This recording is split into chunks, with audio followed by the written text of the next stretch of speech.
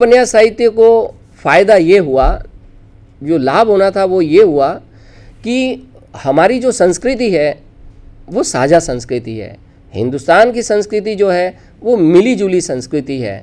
इसलिए प्रेमचंद इस बात को भलीभांति समझते थे और वो ये बात भी अच्छी तरह जानते थे कि मुझे जो कुछ भी कहना है, मैं जो कुछ भी कहना चाहता हूँ, वो आवाम तक अगर मुझे पहुँचाना है, वो भारतीय जनता तक मुझे पहुंचाना है, वो जन जन तक अगर मेरी बात मुझे पहुंचानी है, तो मुझे जनता की ही भाषा में, जनता की ही बोली और जनता की ही वाणी में मुझे अपने विचारों को रखना होगा।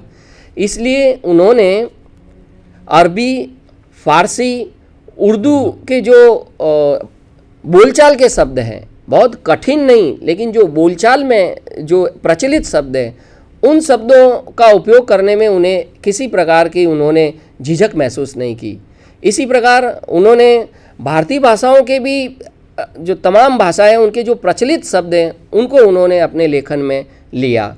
साथ ही अंग्रेजी भाषाओं के भी बहुत से ऐसे शब्द हैं जिनका प्रेमचंद जी ने निसंकोच प्रयोग किया, जिससे हुआ ये कि प्रेमचंद जी जो कहना चाहते थे वो बात अपने पाठकों तक पहुंचा सके।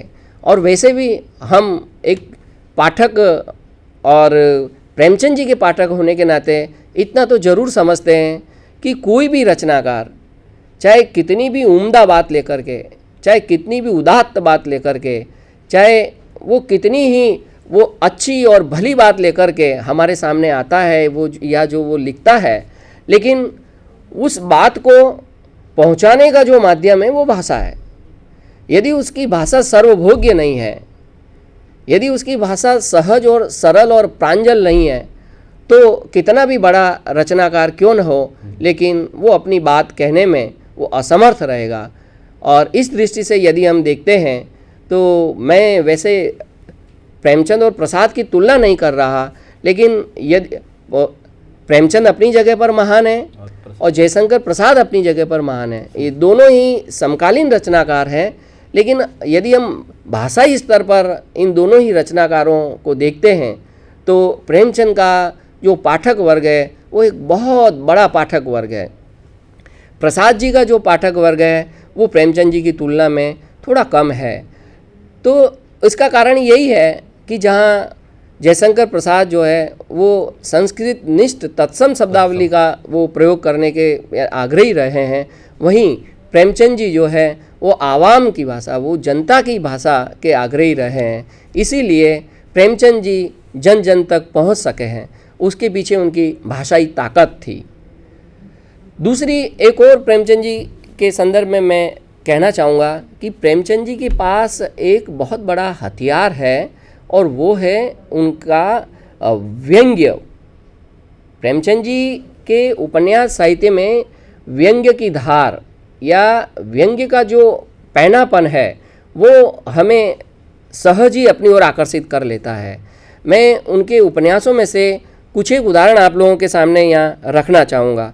जैसे कि गोदान में एक प्रसंग पर धनिया अपने पति होरी से कहती है कि मर्द तो 60 पे पाठे होते हैं, यानी मर्द तो 60 वर्ष के हो जाने पर भी वो पट्ठे की तरह रहते हैं, मजबूत रहते हैं।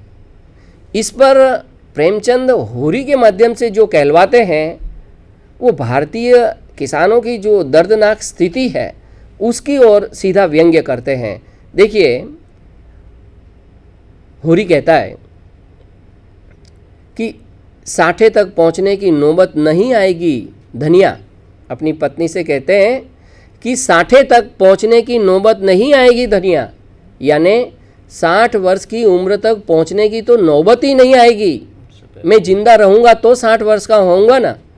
यानी यहाँ प्रेमचंद जी भारतीय किसानों की जो दयनीय स्थिति है और उनका चारों ओर से जो शोषण हो रहा है, गांव में बैठे हुए जमींदारों के द्वारा शोषण हो रहा है, शहर में बैठे हुए जो पूंजीपति वर्ग है वो उनके द्वारा उनका जो शोषण हो रहा है, किसान जिस तरीके से भूखा रह कर के अपने पेट को काट कर के भी गर्मी, जाड़ा और बरसात को सहन करते हुए भी, इतनी कठोर मेहनत करते हुए भी वो कर्ज में ही दबा रहता है और कर्ज के साथ ही वो मर जाता है। उसको दुनिया को अनाज खिलाने वाला, दुनिया का पेट भरने वाला ये किसान जो है वो खुद भूखा रहता है और ये खुद कुपोषण का या शिकार हो जाता है और असमय ही उसकी मृत्यु हो जाती है।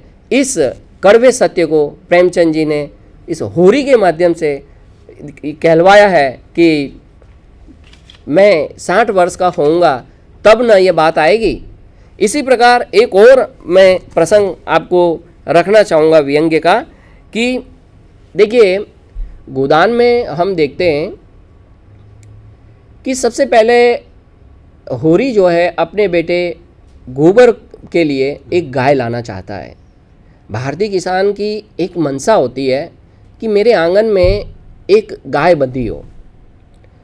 वैसे हम देखें कि ये कोई बहुत बड़ी इच्छा या कोई बहुत बड़ी ये महत्वाकांक्षा नहीं है, लेकिन ये छोटी सी अपनी इच्छा, इस छोटी सी मनसा को भी एक भारतीय किसान पूरी नहीं कर पाता है और किसी तरह भूला के माध्यम से गाय उनके आंगन में आती भी है तो वह सुख भी बहुत ही क्षणिक था और उस गाय की हत्या होरी के ही भाई हीरा के द्वारा कर दी जाती है। और इसके बाद हम देखते हैं कि उसके जो बैल है वो भी भोला जो है बाद में खोल करके वो ले जाता है और फिर उस भोला की लड़की यानी जुनिया और इधर होरी का लड़का यानी गोबर, इन दोनों के प्रणय के द्वारा एक बहुत बड़ा भवंडर मच जाता है पूरे उस बेलारी गांव में। प्रेमचंद जी ने गोदान की जो कथा वस्तु है, उसकी जो कथा भूमि है वो बेलारी गांव है। तो एक हड़कंप मच जाता है कि एक युवा किसी विधवा युवती को अपने प्रेम पास में फंसा करके शादी से पहले ही वो जुनिया जो है वो गर्भ धारण कैसे कर सकती है, और ये एक बहुत बड़ी समस्या के रूप में उनके सामने आता है। तो उसको भी धनिया यानी होरी की जो पत्नी है बड़ी तीखी और बड़ी तेजस्वी है, बड़ी विद्रोही है, वो समाज की परवाह किए बिना जुनिया को अपनाती है। फिर उस जुनिया की जो संतान है उसके लिए गाय लाने की अब होरी के मन में मनसा है, जो गाय वो अपने बेटे के लिए नहीं ला सका था, गोबर के लिए, अब वो अपने पौत्र यानी गोबर के पुत्र के लिए एक गाय लाने की मनसा उसके मन में है। और उस मनसा, उस ख्वाहिश को पूरी करने के लिए वो खेतों में काम करने के अलावा सुतली काट करके सड़कों पर गड्ढा खोदने का जो एक कठोर परिश्रम का काम है वो करके भी वो पाई पाई जोड़ करके गाय लाने की उसकी मनसा है कि मेरे आंगन में गाय बंधे। अब उपन्यास का जो अंत है, मैं बात कर रहा था प्रेमचंद जी के उपन्यासों में जो व्यंग्य की धार है वो प्रत्यक्ष रूप में जितना बोलता है उससे कहीं ज़्यादा वो अप्रत्यक्ष रूप में हमारे सामने और हमें सोचने के लिए जो है वो विवश करता है। जैसे उपन्यास के अंत में पुरोहित जी यानी वो पंडित जी कहते हैं कि धनिया अब गोदान का समय हो गया है, इसलिए अब आप गोदान करिए। उस समय वो धनिया जो है वो अपने घर में जाती है और कुछ 20 आने पैसे जो बचा कुचा करके रखे थे वो लाती है और पंडित जी से कहती है, पंडित जी घर में न गाय है न बछिया, बस यही कुछ 20 आने पैसे बचे हैं, यही गोदान समझ लीजिए। अब दिखने में तो ये बहुत ही सपाट, बहुत ही सरल और बहुत ही सीधा और एक विधि वाक्य हमें नज़र आता है, लेकिन यही प्रेमचंद जी की कला की एकदम उत्कृष्टता है कि वाक्य प्रत्यक्ष रूप से जितना नहीं बोलता है उतना अप्रत्यक्ष रूप से बोलता है कि ये ब्राह्मणों, पंडितों और पुरोहितों का ये जो कारोबार है कि जीते जी भी उन्हें इस तरीके से उनका शोषण करते रहना, और मृत्यु के बाद भी आप देखिए कि जो होरी जीते जी न अपने बेटे के लिए गाय बांध सका, न अपने पौत्र के लिए, और मरने के बाद गाय का दान ब्राह्मण को करना है। तो ये अपने आप में एक बहुत बड़ा व्यंग्य है। और ये इसी प्रकार के और कई व्यंग्य में एक व्यंग्य बहुत ही जल्दी से आपको बताना चाहूँगा कि जिसमें ये जो हमारे पूंजीपति वर्ग है, गांव के जो महाजन हैं, वो किस तरीके से अपने आसामी को कर्ज देते हैं और कर्ज देने में कितना बड़ा षड्यंत्र और पाखंड रचते हैं कि वो दस्तावेज करवाते हैं 10 रुपये का, और अपने आसामी को यानी कर्जदार है उसको केवल 5 रुपया देते हैं, और बाकी का जो 5 रुपया है वो दस्तूरी के लिए या वो उस कागज़ में और उसके सूद यानी ब्याज के रूप में पहले से ही एडवांस में काट लेते हैं और हाथ में 5 रुपये ही देते हैं। लेकिन वो उस किसान के माध्यम से आप देखिए, उस आसामी के माध्यम से प्रेमचंद जी ने जो विरोध कराया है, उस विरोध में कितना तीखापन है, कितना व्यंग्य है, आप देख सकते हैं। मैं उसको पढ़ना चाहूँगा। बड़ा ही बेहतरीन ये संवाद कला की दृष्टि से भी बहुत ही बेहतरीन है, और व्यंग्य की धार की दृष्टि से भी ये संवाद बहुत ही बेहतरीन है। मैं आपको ये संवाद पढ़ना चाहूँगा। जैसे वो महाजन कह रहे हैं कि यह तो वो जो 10 रुपये की जगह 5 रुपये दिए हैं, तो अब वो जो कर्जदार है वो कह रहा है कि यह तो 5 ही है मालिक। अब महाजन कहते हैं 5 नहीं 10 है, घर जाकर गिनना। नहीं सरकार 5 है। देखो 1 रुपया नजराने का हुआ कि नहीं? हाँ सरकार। 1 तहरीर का? हाँ सरकार। 1 कागज का? हाँ सरकार। 1 दस्तूरी का? हाँ सरकार। 1 सूद का यानी ब्याज का? हाँ सरकार। 5 नकद 10 हुए कि नहीं? हाँ सरकार।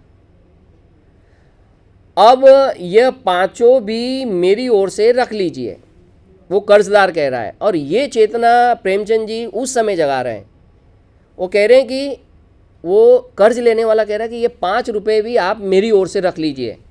उस पर वो महाजन जो है वो एकदम से वो गुस्से हो जाता है और कहता है कैसा पागल है। वो कहता है नहीं सरकार, 1 रुपया छोटी ठकुराइन का नजराना है, 1 रुपया बड़ी ठकुराइन का नजराना है, 1 रुपया छोटी ठकुराइन के पान खाने का, 1 रुपया बड़ी ठकुराइन के पान खाने का, और ये 1 रुपया जो बचा है ये आपकी क्रियाक्रम के लिए है, आपकी अंतिम विधि के लिए है, राम नाम सत्य है के लिए है। ये बहुत बड़ी बात थी जो प्रेमचंद जी ने अपने उस समय के आज़ादी के भी पहले के चरित्रों में ये चेतना जगाई है। इसी प्रकार प्रेमचंद जी की और उनके उपन्यासों की बहुत बड़ी उपलब्धि ये भी है कि इन उपन्यासों के गर्भ में भविष्य के जो उसके बाद के उनके प्रेमचंद जी के परवर्ती जो उपन्यास हैं उनको भी ये बहुत हद तक प्रभावित करते हैं। ये आंचलिक उपन्यास जो है ये आप देखिए प्रेमचंद जी के उपन्यासों से प्रेरणा ग्रहित करते हैं। आज का जो दलित विमर्श है जिसे हम आज पूरे हिंदुस्तान में पूरे विश्व में एक बहुचर्चा का विषय है, वो भी प्रेमचंद जी के उपन्यासों में उसके बीज हम देख सकते हैं। तो इस तरह से विद्यार्थी मित्रों, आज का ये जो वार्तालाप है हिंदी उपन्यास और प्रेमचंद, ये आपको ज़रूर पसंद आया होगा और मैं समझता हूँ कि आपके लिए ये उपादेय सिद्ध होगा। और फिर हम अगली कड़ी के रूप में एक नया विषय लेकर के आपके समक्ष उपस्थित होंगे। तो इसी के साथ मैं डॉक्टर गोवर्धन बंजारा और डॉक्टर धीरज वनकर साहब आपसे विदा लेते हैं। धन्यवाद।